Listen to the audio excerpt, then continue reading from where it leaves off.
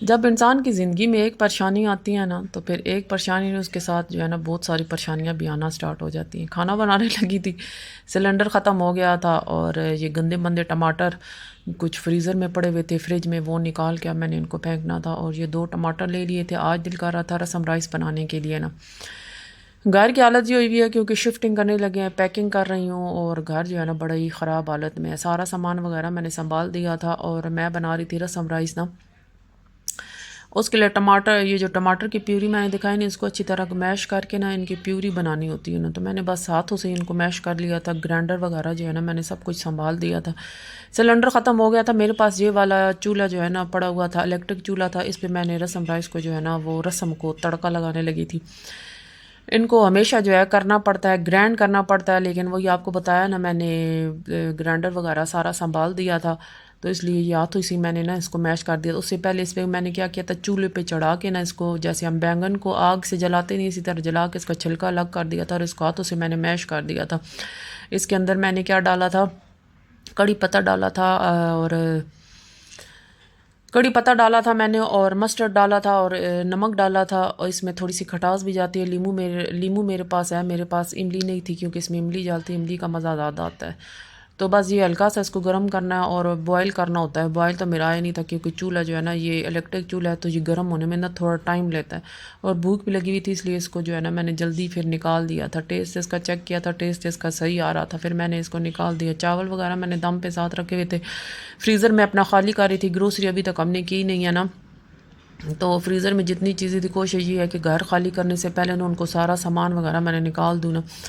تو چپس وغیرہ بھی میں فرائی کرنے لگ پڑی تھی اور چاول جو ہے وہ میرے ریڈی ہو چکے تھے. میرے پاس نا یہ باربیکیو کے لیے جب ہم لوگ باہر جاتے ہیں نا ڈیزرٹ پکنک کرنے کے لیے تو یہ چولہا ہوتا ہے تو ہمیشہ عین وقت پہ میرے یہی کام آتا ہے. چھوٹا سلنڈر اس کے ساتھ لگا کے نا یہ میرے گھر میں رکھا ہوا ہوتا ہے تو اس کو میں کر لیتی ہوں.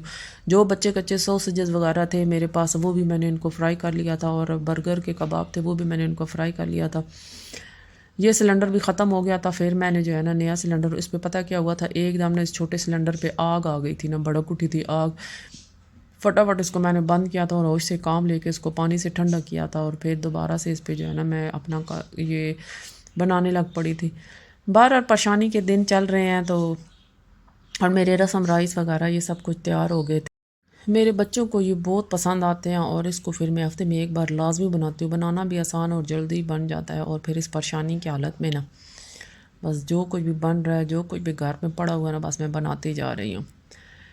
جو بھی ہے زندگی نا ایک ایسا سفر ہے نا جو کبھی آسان جو ہے نا ہمارے لیے نہیں ہوتا نا. ہماری زندگی میں ویسے بھی کبھی خوشی ہوتی ہیں، کبھی غم ہوتے ہیں، کبھی دکھوں غموں اور زندگی جو ہے نا آزمائشوں سے بھری ہوتی ہے. ہم سب کے دل میں نا ایک چھوٹی سی خواہش ہوتی ہے کہ ہماری زندگی میں نا سکون ہی سکون ہو، ہنسی ہو، خوشیاں ہوں. مگر سچ یہ ہے نا کہ اگر زندگی میں نا پریشانیاں نہ ہوں تو ہمیں سکون کی قدر کبھی نہیں ہوتی نا. پریشانیاں زندگی سے جو ہے الگ نہیں کی جا سکتی، بلکہ وہ زندگی کا نا اہم حصہ ہوتی ہیں نا. یہ ہمیں سکھاتی ہیں، سنوارتی ہیں اور کبھی کبھی ہمیں خود سے ملواتی بھی ہیں نا. کبھی آپ نے سوچا ہے کیوں کبھی سب کچھ ٹھیک چلتے چلتے اچانک بگڑ جاتا ہے نا؟ کیوں کبھی جن پہ بھروسہ کرتے ہیں وہیں بدل جاتے ہیں، وہی لوگ ہمارے لیے بدل جاتے ہیں نا؟ کیوں کبھی دل کی دعائیں قبول نہیں ہوتی؟ یہ سب اتفاق نہیں ہوتا، یہ زندگی کا سبق ہوتا ہے. رب کبھی تمہیں سزا نہیں دیتا نا، بلکہ تمہیں سمجھنے کا موقع دیتا ہے. ہر تکلیف پر، ہر پریشانی پر تمہیں کسی بڑے مقصد کے لیے تیار کر رہا ہوتا ہے نا.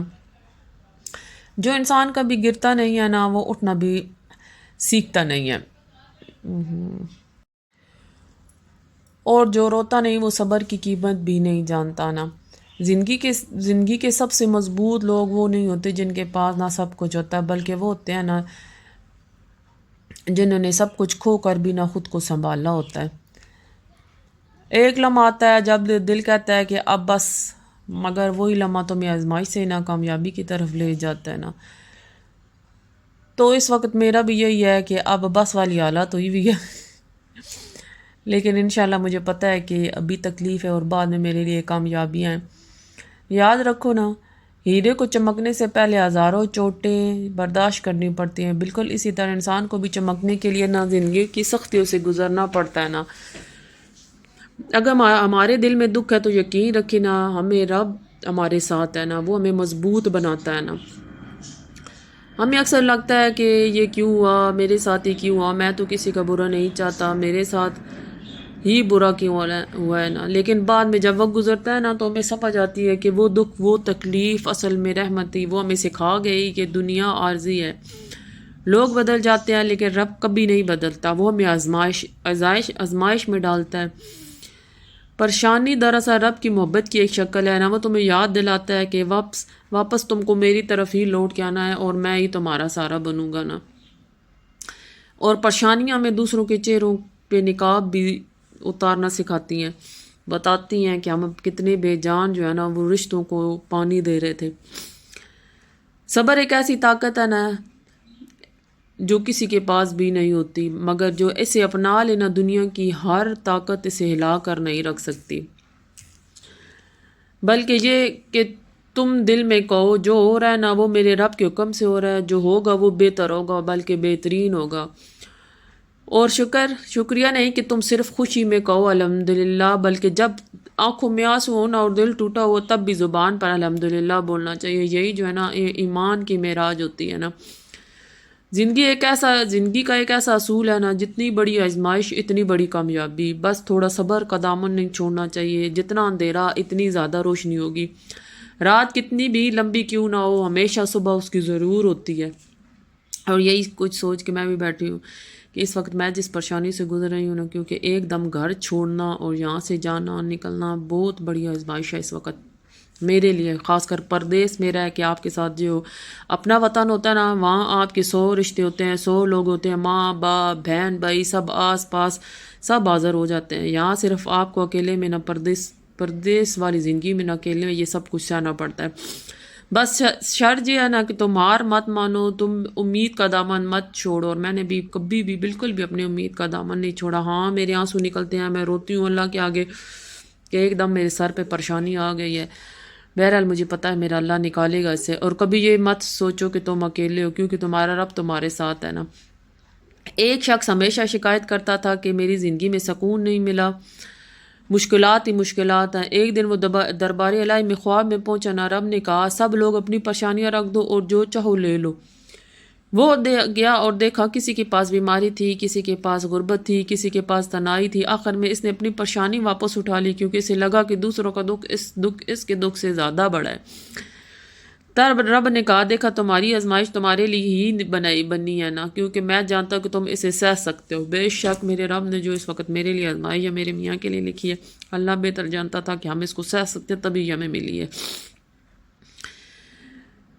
تو آج یہ بات دل میں بٹھا لینا، پریشانی کوئی سزا نہیں، یہ ایک اشارہ ہے کہ رب تم سے محبت کرتا ہے. تم گر گئے ہو تم اٹھو، اگر تم ٹوٹ گئے ہو نا تو خود کو جوڑو اور کہو میں کمزور نہیں ہوں، میں وہ ہوں جس سے رب نے ہمت دی ہے.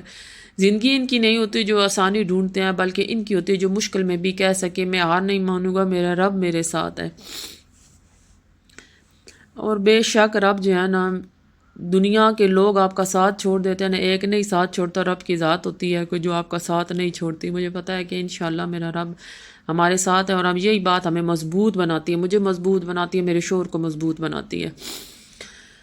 تو بس اب کچھ دن ہے، پیکنگ جو ہے نا آخری مراحل میں ہے میری، جا رہی ہے. گھر کی صفائی، گھر گودام مچاؤ، میں نے ساری چیزیں تقریباً سنبھال دی ہیں. اب گنی چنی چیزیں. اچھا بات ایسا ہے نا کہ چیزیں سنبھال دیا لیکن ان کو ضرورت پڑی ہے، پھر واپس سے مجھے ان کو نکالنے کی، پھر ٹیپے کھولتی ہوں، اس میں سے سامان نکالتی ہے جو چیز چاہیے ہوتی ہے، کیونکہ ارجنٹ گھر خالی کرنا پڑا ہے. تو اس لیے یہ سارا کچھ جو ہے نا کبھی کھولا تو کبھی بند کیا. گھر کی صفائی بھی جیسے تیسے ہوتی ہے کر لیتی ہوں. بچوں کو اسکول بھیج رہی ہوں، پھر پیکنگ میں لگ جاتی ہوں، پھر گھر کی تھوڑی بہت صفائی کرتی ہوں، پھر اس کے بعد کھانا وغیرہ بنایا. بس یہی ہے کہ اب 2-3 دن ہیں اس گھر میں، انشاءاللہ اللہ کرے گا واپس اپنے گھر کی طرف جائیں گے، اور یہ مشکل دن بھی چلے جائیں گے، اور واپس انشاءاللہ کہ صبح ہونے والی ہے. ہماری بھی تکلیف جو ہے نا، پریشانی جو 2 ہفتوں کے لیے بنی تھی ہمارے لیے، انشاءاللہ رب العزت اس کے لیے آگے سے آسانیاں ہمارے لیے بنا کے رکھے گا.